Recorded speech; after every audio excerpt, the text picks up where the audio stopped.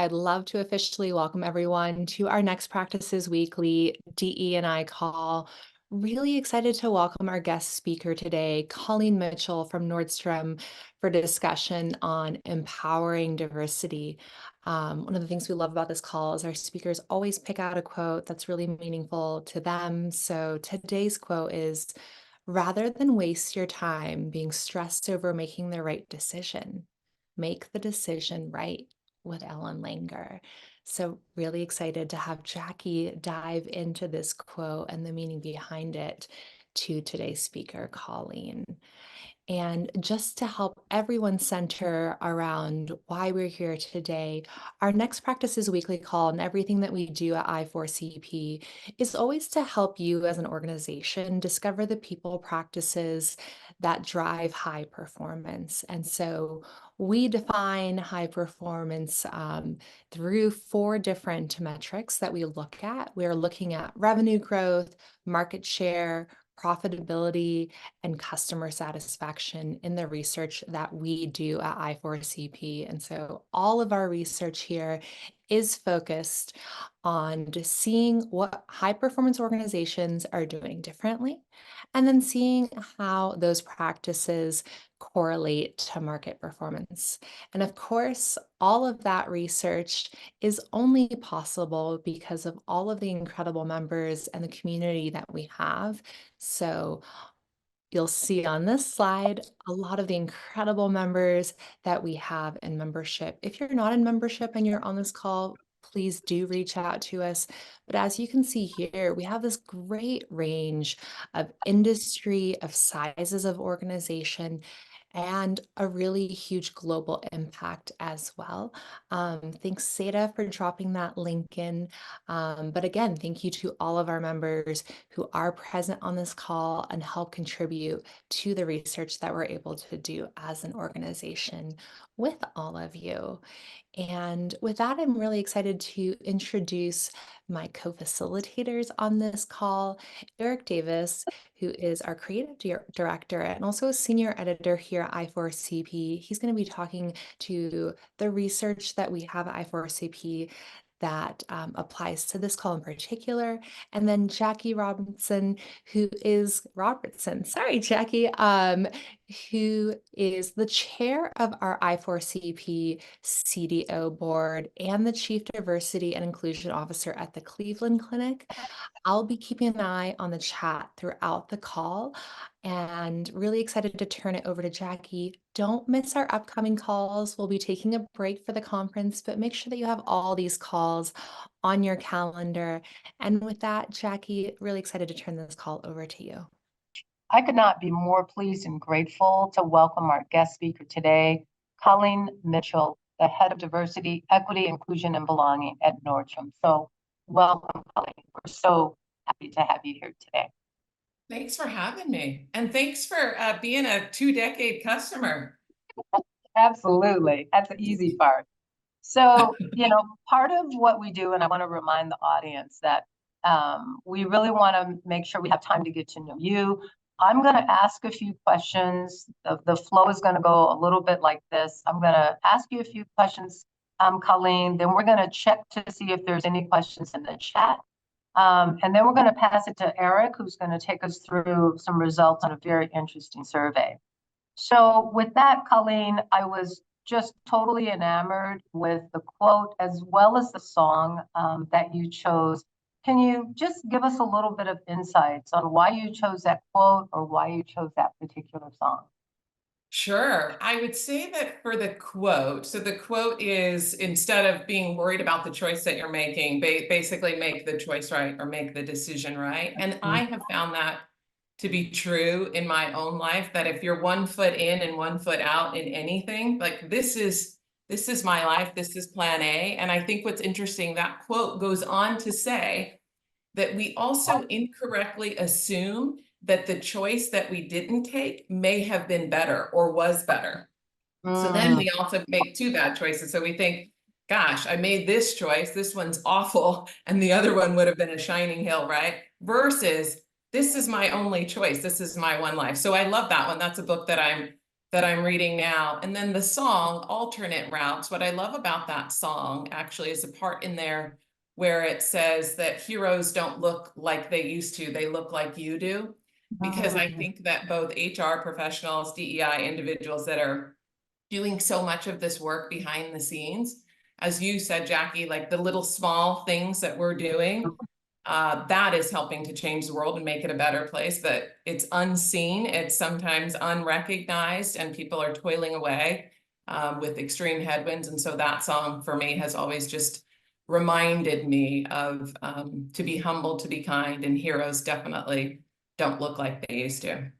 I love that. I mean, what an excellent choice. I love the lyric that says, you know, we are how we treat each other when the day is done.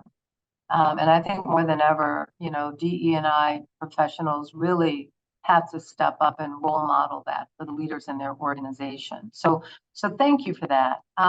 Nordstrom is clearly an iconic brand, and I'm sure most of our audience is familiar with it, but can you share a little bit about the business and the scope of the work that you do there, Colleen? Sure. So we have about 350 stores in the United States. We've been around since 1901. Fourth generation Nordstrom. Eric Nordstrom is currently running our company. I lead a team of about eight individuals that is supporting both our frontline engagement as well as our corporate roles as well. So the totality of the company. And I would like to say that I've been at the company for about a year and a half. And I love it. Like I wondered, like, is it the Nordstrom that we all thought that you read about the case studies? And when I'm now at Nordstrom, it is. It's a fantabulous place, and just the culture and that service environment that you talked about. It's in everything that we do. Like if we go to meeting, I mean, do you need a cup of, like, just the service, we are in service to each other. It's amazing, and I'm grateful to have this opportunity to serve in this role. I really, really appreciate that. And, you know, clearly we're getting to know a little bit about who you are, if nothing else, through the quote, through the song that you chose. Talk a little bit more about your background, though, Colleen, and how it shapes the way you approach your work in DE&I. I mean, clearly this whole value of in service to others is something that resonates with you. But talk a little bit more about what shapes your approach in DE&I. Sure. So I've been at Nordstrom now for about a year and a half. And previous to this, I was at Petco, where I was the head of DEI there. And I always had to explain to my mom, Petco, not PetSmart, Mom. It would she'd send me things. I'm like, for the Petco. And then previous to that, I was at Amazon for about 5 years, where I was the head of DEI for global customer fulfillment. But I was actually, my background experience is in supply chain and operations. And Jackie, I don't think I mentioned this when we talked. I also, in my career path, have been a licensed funeral director, which is super interesting. So I've been to hundreds of funerals, right? And so when I think about kind of transferable skills, so I kind of have operations in my background. I've got funeral directing. How does that come together? What was so interesting was that when I got into the funeral service industry, that was a while back, I was between jobs and I needed a job at that time. So it was in actually meeting with families when a death occurred. And what I realized after the murder of George Floyd is the deep uncomfortability that we have in this country, both around speaking about death and then also speaking about hard racial truths as well. And so it is that same ability, right, to have radical empathy and to be able to both sit with a family when a death occurs and also sit with a C-suite and talk about racial inequities, same sort of things, right, that you have to bring to both of those. So how that, and then also just the operational mindset as well around this work. I think that guides a lot of what you're going to hear more about today.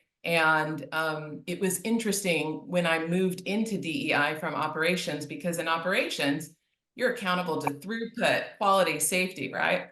Sometimes in DEI, it's, oh, we didn't hit those goals, we'll try again next year. So not the same sort of operational rigor, it appears, when we have these set of people metrics, but then when it's operational metrics, we better hit those, right? Or sales or those sort of things. So that's my general background. I live in San Diego, California with my wife and our 2-year-old Labradoodle, Scouty. I love it. I love it. Now, you know, I'm just so curious to dive into the whole funeral background because when you talk about the empathy that you need to speak to families when they are in their deepest grief, and how you use those same skills to bring leaders along when it comes to equity. I'm curious. I have to ask you, like, can you give us an example of what that looks like? Oh, I would imagine, and this is just me putting it out there, but I would imagine that, you know, the leaders at Nordstrom believe in equity, but there's so much fragmentation going on in our society today. And I'm just really curious to understand, how do you leverage the empathetic approach that you've used in your past life, in your career, being a funeral director, and really instilling the importance of equity with the leadership you serve? oh, absolutely. So what's interesting about meeting with families when a death occurs is that there's probably 1,000 other places that they'd rather be. They didn't expect to be there and meeting with me at that time, right? And also there's a financial component. So it's not just that you have to make arrangements. So you have to drive to some sort of outcome as well, right? During that process. So you have to manage both the emotions that are in the room. And sometimes if there's many different family members that are there around what someone would have wanted, a loved one would have wanted, you've got to allow that conversation to occur, while also guiding them with empathy towards an outcome, which is going to be either a memorial service or funeral service of some sort. What's interesting about that period in my life is that that's where I learned the term, are we complete here? Because what I realized from that was that when you take somebody out to a final resting place, are we done here? Is it like, you can't have that, right? Versus, are we complete here with this moment in this time? And I have used that language actually when also navigating post George Floyd, after the murder of George Floyd. It was a super difficult time to be doing this work. And then also the truths that different organizations needed to look at. So to be able then to bring executives and others that potentially don't want to be having this conversation at this time as well. And also with empathy, being able to hold the space so that we can move towards outcomes, because we have to move past courageous conversations to courageous actions and getting things done. So being able to just thread that needle also was super helpful in that way. What I have found for me as a person, but is that it is me getting comfortable with my own emotions as well. Like I had to resolve myself to my own fears or feelings around death and dying to be able to sit with those that are bereaved. And then also, right, I have to be able to manage my emotions, because we speak to the data and we are the data. We are the work as well, right? When we're in the room, I bring all of myself into the room, and being able to hold my emotions and then also navigate the emotions in the room as well. I have found it to be a definite through line between the two. And the radical empathy is just, I cannot understand what the death of a loved one feels like to you, just as I cannot understand your lived experience in your body and all of the things, but we can have radical empathy around what that is. And I can have enough of an understanding to know that potentially we need to make some changes and take some systemic, right, actions against some things. So I believe it's starting with radical empathy. That is so powerful, Colleen. I'm sure others online agree with what I'm about to say. I will be using that phrase. I think it just underscores empathy. So thank you for that. I want to talk a little bit more about the operational piece, but I want to understand, you know, how does the history and culture at Nordstrom help you and help to support you and your work? I know when you and I first talked, we talked a little bit about, you know, coffee sourcing. We talked about, you know, sourcing coffee from Africa. Can you just talk a little bit more about that? Share with the audience how that works at Nordstrom and why that matters. So we are a deeply value-driven company, and we are committed to leaving it better than we found it. And I have to say, so I've done this role in a couple of different companies. Eric Nordstrom is the sponsor, the executive sponsor of DEI. And there is something deeply powerful, I believe, in my experience, of having your CEO who has their name on the building, right? And then also is fourth generation doing this work and very much wants to leave it better than we found it with regards to DEI outcomes. And so that has been very supportive to me. And I think that what it then drives is that it is not a why does this matter? Should we be doing this work? It absolutely matters. It is a positive tension and a fierce urgency of wanting to see outcomes in this space. What you're referencing about the coffee, Jackie, is that we have specialty coffee. So we run restaurants, right? We also have our Nordstrom stores, we have our rack stores, and then we also have a couple other elements. But in the restaurants, what's interesting in our e-bars is our specialty coffee. I learned that with regards to our specialty coffee, so 68% of our coffee was sourced from bird-friendly, organic, certified, fair trade forests, right, in a sustainable way. So this coffee, everything that we do it with that walk the bag around the counter mentality, right? Leave it better than we found it, from the way in which we do our baked goods to our coffee to the service that you see. So every time I learn something new, I'm blown away by our commitment to our values and also serving our customers in the best way that we can. I love that. And I can't help but to be struck by your background in operations and what you are bringing from that background into the work at Nordstrom. And I'm going to ask you a couple of more operational questions in a minute, but I just want to take a pause here and check in with Nina before I pass it to Eric. Nina, any comments or questions in the chat that the audience might have for Colleen at this point? Thank you, Jackie, and thank you, Colleen. No questions right now, but just wanted to share, Colleen, you definitely have a few folks on the call who also share that operations background. So I think as we dive more in, you're going to have a lot of alignment with some of the folks on the call. Thanks. Excellent.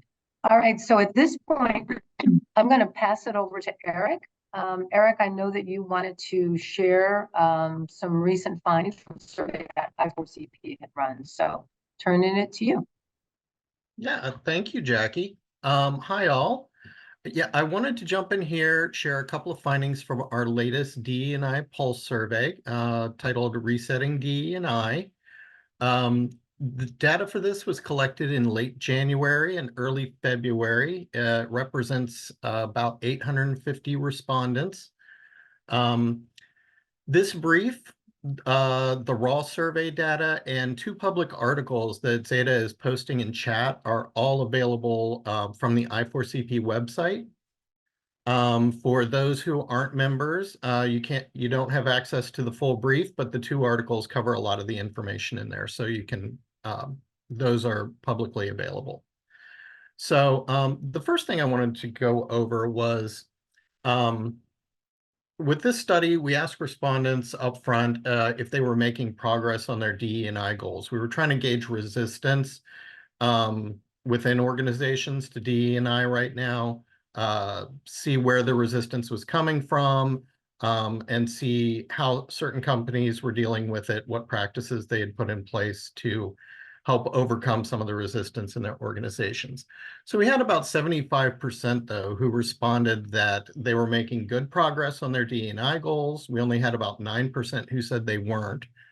And of the 75% who said they were, these are the top 5 things they cited that helped to enable that progress. And those things included leadership buy-in beyond the CEO, 61%, clear goals and objectives, DE&I being woven into how we do business, into daily processes.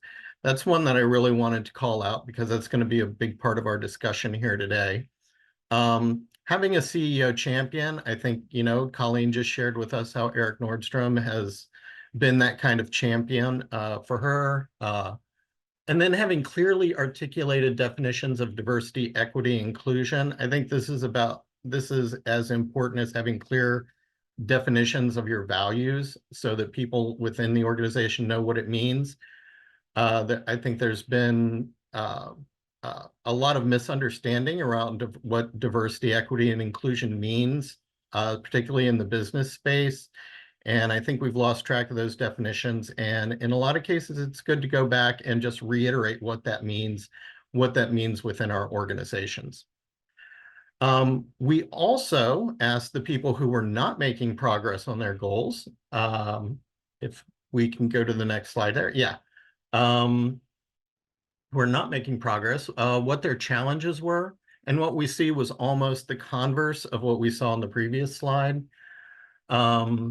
We saw that leadership buy-in, having clear goals and objectives, ensuring that DE&I is an integral part of day in, day out culture of the business, and that the CEO being a DE&I champion and having leaders that are held accountable for meeting DE&I goals are all critical. And by the way, just a side note there, when we talk about leaders, the lack of leadership accountability for hitting DE&I goals, we had 52% who responded with that. We did ask separately about whether that means tying necessarily to compensation. And we only had about 10% of organizations who said that tying to compensation was a factor that was important in their success. So there's also other means of accountability that are being called out there. Things like recognition, promotion possibilities, things like that. So anyway, I just wanted to share those findings to show the importance of operationalizing DE&I in daily practices. So I'm going to hand this back to Jackie, but Colleen, I just wanted to know if you could tell us a little bit about how you're taking your operations background and using that in DE&I to operationalize that within Nordstrom's. Oh, absolutely. So I say to my team all the time that the organization is having mac and cheese, and we're going to mash up the vegetables, which is DEI, and put it in the mac and cheese so that the normal business processes are going to occur, and DEI is going to be a part of that. And so I think that that is foundational, is that, and I think about this many times when it's like, okay, we're going to talk about DEI, let's bring in Colleen, right? So then it's like, we're bringing in Colleen to talk about DEI. But if we were talking about sales, quality, throughput, do you look to Colleen like that? Or why is it just DEI? And when we're talking about DEI, aren't we talking about our employees? Isn't it just human metrics? So a key way in which we do this is through our DEIB business reviews. And this is something that is a business cadence. So we have other sort of business reviews. This is then saying, okay, now we're going to look at people metrics. We're going to see what our representation looks like, as well as our attrition and some other inclusion sentiment. And then what are the actions we're taking against it? Business leaders then are held accountable for taking the actions and then driving outcomes in that way. So that's kind of I know there's going to be more questions on it, but that's what we're trying to do essentially, is to put it into the business processes. So it's not a specific topic that only Colleen can talk about versus, you mean our employees, you mean our human metrics, you mean what we're doing every day, day in and day out. This is what DEI is. Appreciate that. Colleen, thank you so much. I'm going to just layer on to Eric's question and just ask more specifically then, and I appreciate the integration in your business reviews along that total continuum, but what does accountability look like in Nordstrom? So if they're accountable, what does that look like at the end of the year? So we have not gone to the extent of tying any sort of DEI outcome at this point to executive compensation or any sort of compensation. We are accountable in the same way that we are to other business outcomes and goals. So there is a review process that starts down at our director level that is going to take a look by business unit at a couple core metrics. One is our hiring and the rate at which we're hiring across gender and ethnicity, then also our representation at different levels, our promotion rates, our attrition rates, and then also our inclusion sentiment. Then there's a responsibility to take actions against that. And that is then, we have an inverted pyramid actually. So we go down pyramid as we have our servant leadership model. And so then there is accountability as those business reviews roll down pyramid. And if you're red in a certain area, having to report out as to why you're red and what are the actions that you're taking. So it's mirroring the same accountability that we have for other business outcomes, with just the subject matter being DEI. I love that. We had a question, and Eric, certainly I'll pass it back to you if you have any additional questions. as well, but I know we had a question in the chat about whether or not it matters if you report into the CHRO or whether you report to the CEO. Colleen, can you comment on that from either from your experience or just overall? What are your thoughts? So what's interesting is I personally, and this is just from my personal experience, is that I don't necessarily know if it's where we report into versus the sponsorship and where it matters that you're positioned in the organization. So I have the sponsorship of my boss, our CHRO, and then also Eric Nordstrom, our CEO. So we have positioned this work to matter, and then also the way that it shows up in state of the company meetings, the way in which this subject is allowed to be brought forth or is brought forth. So I don't know if, because sometimes individuals can report into organizationally to someone, but if that individual is not a sponsor of it, I don't think that the outcomes are driven by where you report. I believe it's how you are supported and sponsored and advocated to do this work in the organization. That's my experience. I would totally agree. Nina? Yeah, we have another question from the audience, Colleen, in terms of how you look at the data. So are you looking at the data to identify the root causes for the data that you're sharing back, and how are you doing that? Could you tell us a little bit more about that?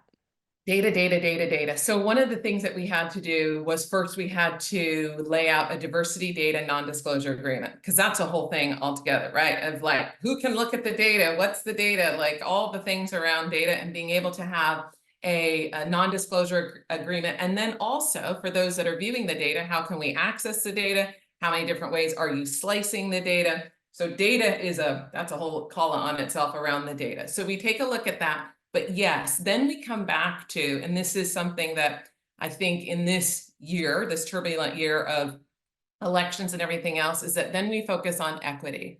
So for us, when we're taking a look at the data, I always say, we're not fixing broken people, we're fixing broken processes. So what are our norms, practices, and policies that we have in place? And then determine where we see inequities, different outcomes, right? I think of it like conveyance. If we had different boxes on conveyance that are trying to go to customers' homes, now we have a certain amount of boxes that are stalled here. Why? And then we seek and do the root cause and also the 5 whys. But why? And come back to a norm, practice, or policy that we need to change, other than we're going to do better. What is that process and what does it look like? And then how do we need to standardize, and to what level is it being implemented? So we definitely take a very operational mindset as well as root causing it to determine what is the core driver that's driving these outcomes. And it's different, right? We're seeing different outcomes, corporate tech space, than we are seeing in supply chain, than we're seeing in stores. So it varies. What I've also, though, what I would like to say about these, what I have found around DEIB and operationalizing it in this way is that a level of comfort comes from our leaders because they're used to talking about operational metrics.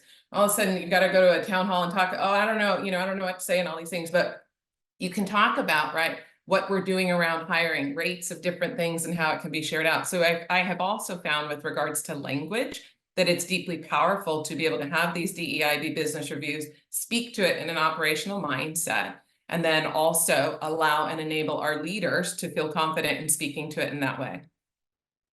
Yeah, it sounds like you're just really enabling folks to make it more comfortable to talk about these really, really difficult topics by framing it around operations as well. Oh, totally. Thank you. And just wanted to let you know, folks are loving that idea of talking about not fixing the broken people, but fixing the broken process. That's resonating a lot. I can't, and there was one at one of my previous companies, there was a women's resource group, employee resource group, and they said, fix here, not her. So that's what we're all about. I love that. I don't know, I sense a future book coming with all of these pearls of wisdom from you. Fantabulous. Yes. I love it. I love it. So I want to dig in a little bit more deeply on the equity piece of this. And you had mentioned when we talked earlier about the importance of looking like our customers. And you talked about brown boxes versus brown people. Can you talk a little bit more about that and help this audience understand what was meant by that? Oh, for sure. So when I was at Amazon for a portion of my career, I was an outbound operations manager on the night shift. That's a whole nother conversation as well. On the night shift where you're having lunch at 1 o'clock in the morning.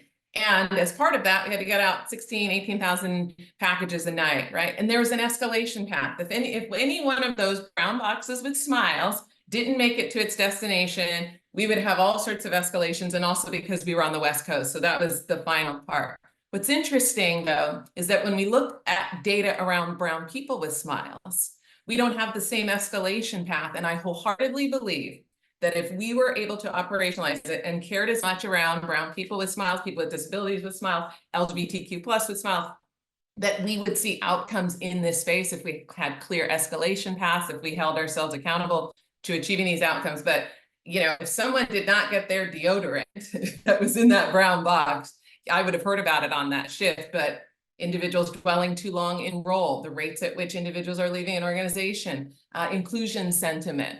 Oh, that's interesting. We'll have to take a look at more of that data and come back in the next meeting, right? So being able to drive that same operational outcome, I think, is a key unlock in this space. Interesting. Love that. Thank you for that.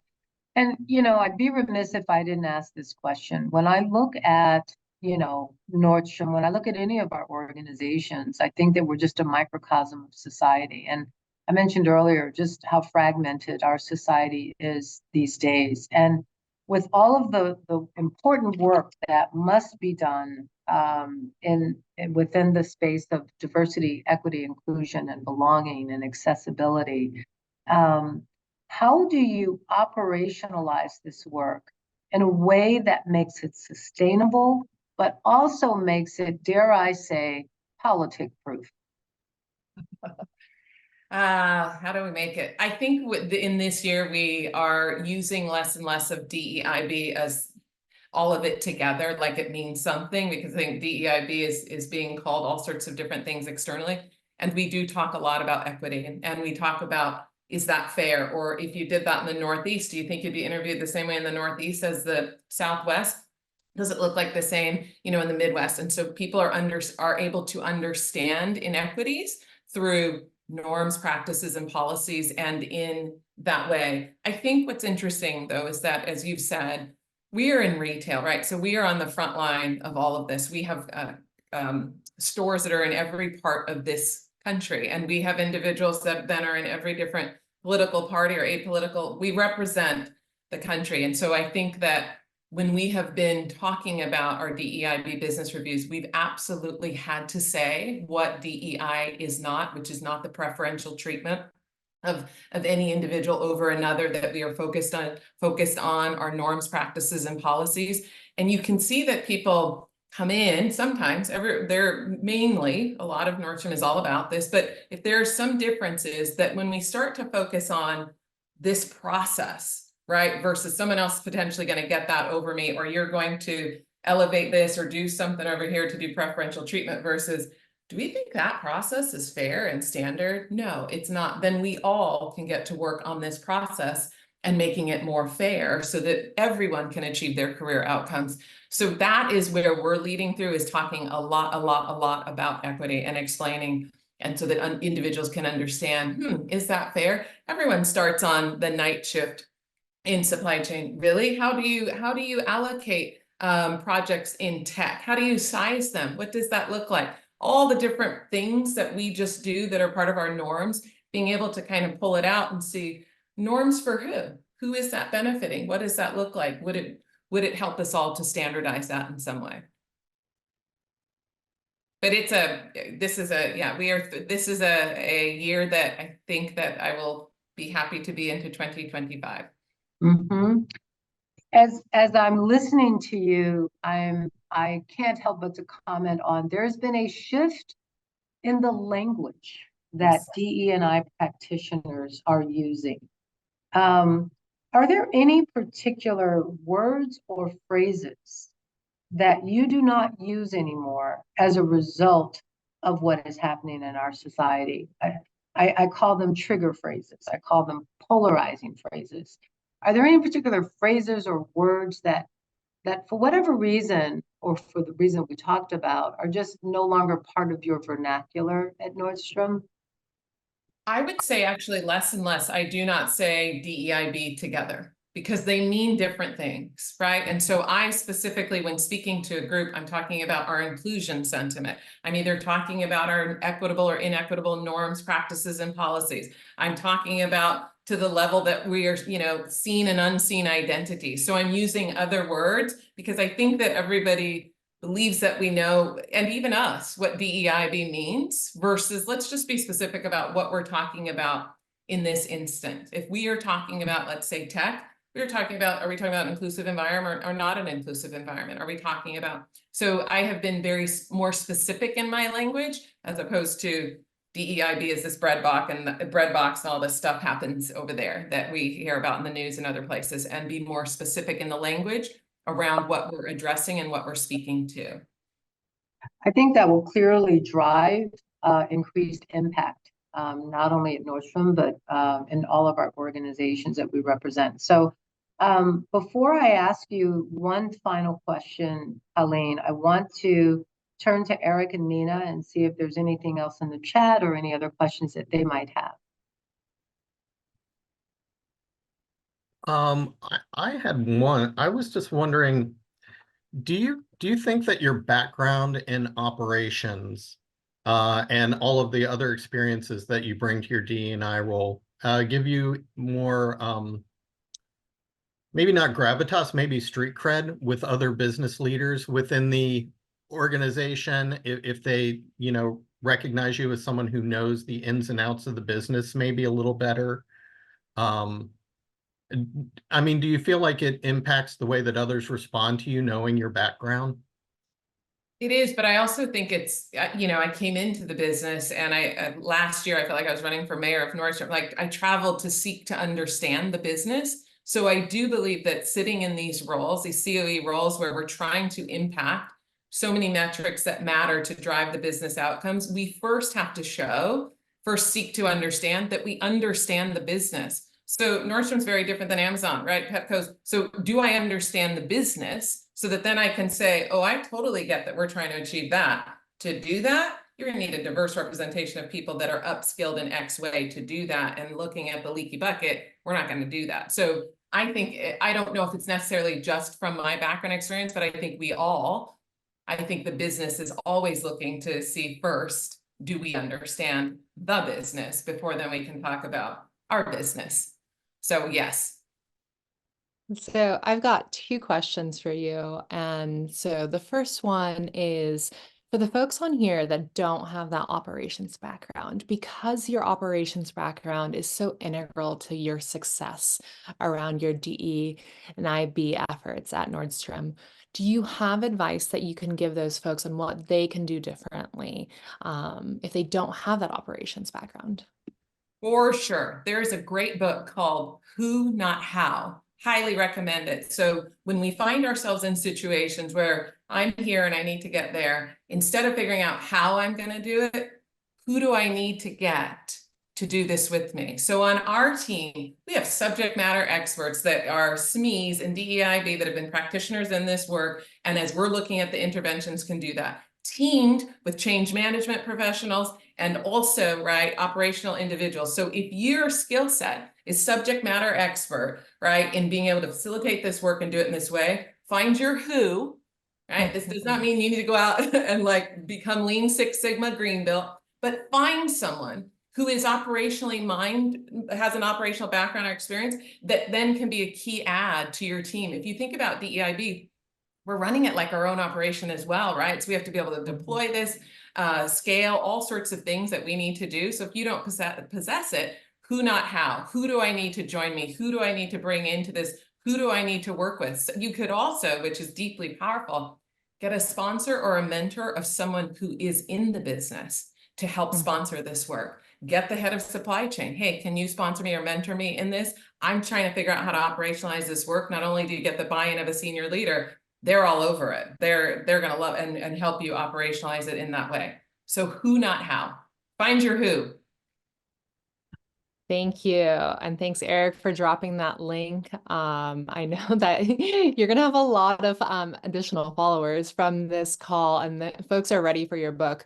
One more question around, you started off the call saying that your scope of work at what you're doing at Nordstrom is both internal and external. And so we've got a question in here around how your work actually drives the business outcome. So how are your efforts driving consumership, and especially the demographics of the consumers that seek Nordstrom? Like Jackie, I've been a longtime Nordstrom customer, so would love to hear about how your D&I efforts do affect that consumer-facing effort. Absolutely. So when we think about DEI at Nordstrom, we think about in 3 different buckets. So we have workplace, which is our employees and the individuals that we have that work for us. Then marketplace, our customers and how we interact, right? As you all are talking about how we take the bag around the counter. And then also community. We have a large philanthropic area where we give, right, as well. And so what we are seeking to do is to make impact in all areas. With regards to marketplace, there's a couple of different ways in which we are leaning into that. So this is where we advise and we lean into it, but this is not, I sit in HR. So in that space, what we're looking for is a diverse representation that we have around products and offerings. That is, that when we have, right, the rich communities that we come into our stores, that we're able to see products and brands that we like and that we'd like to purchase. Then also, though, making long-term relationships so that we are able to have a more equitable fashion industry and have pipelines with which we're able to have designers, right, that can come into a place like Nordstrom and be able to share their brands and share their designs as well. So it's both pipelining the talent in that way, and then also having the brands and services so that it's representative of the communities that we serve. What I would also say about Nordstrom, and Nordstrom Rack is where we're going to be growing a lot, is that unlike other spaces, I'm super inspired by retail because it's not like artificial intelligence and machine learning, right? It is people leaders who are passionate about serving others, and we are able to provide product and services that do that. And we have a rich diversity in Nordstrom, and I think that, mark my words, I don't know if we're recording this, but I believe that we're going to be a case study as well in DEIB and some outcomes that we're going to achieve. So I'm super excited. Thank you so much, Colleen. And I know, Jackie, you have one more question. We're out of time, aren't we? Thanks so much for giving us a deep dive, everything. But I wanted to make sure Jackie gets her last question in here. Absolutely. Colleen, this has just been pure delight and pure joy having you today. And so many things you said resonated with me. You know, the combination of how you're operationalizing your plan along with instilling the accountability in your leaders. I love the who, not the how. I love your language shift. And of course, just how you all are just so true to your mission. And the final question I have for you is, out of everything that you worked on, done, contributed, accomplished, what are you most proud of that you would share with this audience today? So this one, I think it's not super sexy. I would be most proud of our diversity data non-disclosure agreement. The ability, what was required for us to be able to get access to this data. Now it's in Workday when individuals onboard at a certain level in our company. That was a key unlock, and that took a lot of work and actually a lot of trust with regards to legal and compliance in other areas. So that is something that's behind the scenes, but that's a key driver, because if we don't have the data, then we can't look at it to help drive some of the outcomes. So that's one of the things my team was super instrumental in getting that done. That is something with regards to that. There's other outcomes, but we're, increasing representation of Black and Hispanic Latinx people managers, but all those things are driven by our ability to look at the data and to hold leaders accountable for driving systemic long-term change and outcomes. So sorry, that wasn't like super sexy. No, it was super practical. I absolutely love it. And like I said, just thank you again. It has just been sheer joy for us to welcome you to this call today as our guest speaker. I'm going to now turn it to Eric to close us out and take us home. So take us home, Eric. Sure thing. Let's see, go to our next slide. So for those of you who are joining us for your HRCI or SHRM credits, The credit hours, the codes that you'll need are here for this session. Also, Zeta has posted those in chat, so you can use those to redeem for your credits. Next slide. We also have our Next Practices Now conference that's coming up in just 2 short weeks, or actually a week and a half. This is a premier conference in the space. It's attended by some of the top level HR professionals from around the country, around the world, from some of the top leading businesses. We have a wonderful lineup of speakers. It is consistently rated as one of the best HR conferences out there. It's a vendor-free event, so it's not too late if you haven't signed up already and want to join us in warm, beautiful Scottsdale in the 25th to the 28th. You can go to i4cp.com/conference and sign up for the conference now. And with that, thank you all. Thank you, Colleen, again, from all of us for being such a wonderful guest. Thank you, Jackie. Thank you, Nina. And thank you, everyone out there. We hope you have a wonderful rest of your day.